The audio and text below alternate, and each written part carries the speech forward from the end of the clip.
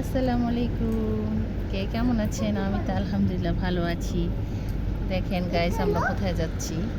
তো এখন আমরা আছি বুড়িগঙ্গা নদীর মাঝখানে, ঢেউয়ের ভিতরে আছে। যে আমার ভাবি আছে, পিছনে আমার লঞ্চ। এই দেখেন ওইটা জাহাজ আসতেছে, পরে যান। ওই দেখো জাহাজ আসতেছে, এখন দেখাই। এই যে বুড়িগঙ্গা নদীতে আছি। তো এরাতে দ্রুত এসে বলো যে জাহাজ এসে বসে একটা, দেখছেন? আমরা একটুর জন্য বেঁচে গেছি, জাহাজটার সাথে সাথে এসে বসছে। হ্যাঁ দেখছো,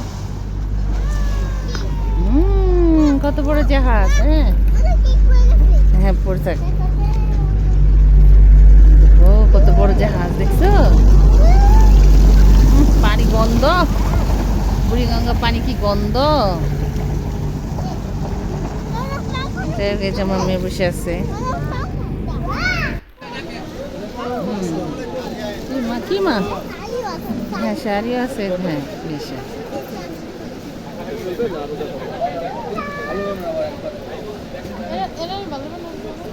চয়েস করো, দেখো কোনটা নেবে, চয়েস করো।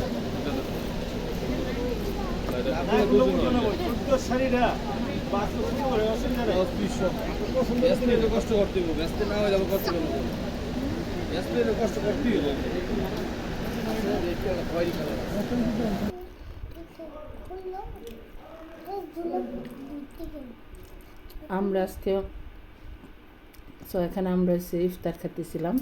কালকে মার্কেটে দেরি হয়ে গেছে, তো ইফতার করতেছিলাম। ইফতারের নিচে এত ভিড়, এখনই এত ভিড়। তো আমরা 3 জনে গেছিলাম, তো এখানে যে ইফতার করতেছিলাম।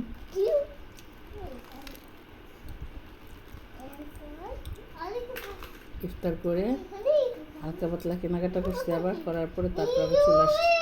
কারণ ভিড় থাকতে থাকতে গেছি, কারণ ভিড় আর কতদিন পর একদম ঢোকাই যাবে না, মানে এত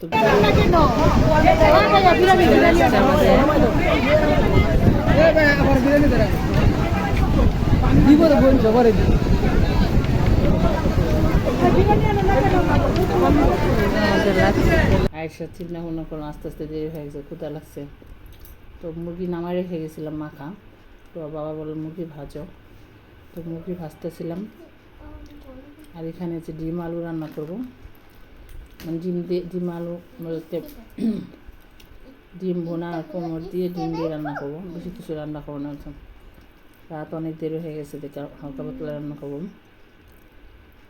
তো যেখানে বোরাতের জন্য ডিম রান্না করছি, তো আর ডিম দিয়ে মিষ্টি কুমড় দিয়ে রান্না করছি। আর 3 তলাভাবে বিরিয়ানি দিয়ে গেছিলো, তো সন্ধ্যা রাতে ওটাই খাইছি। আর ভোর রাতে এগুলো দিয়ে খাওয়া দাওয়া শেষ করছি। যাই হোক, ভিডিও ভালো লাগলে লাইক করুন, শেয়ার করুন। ফাতের ব্লগের সাথে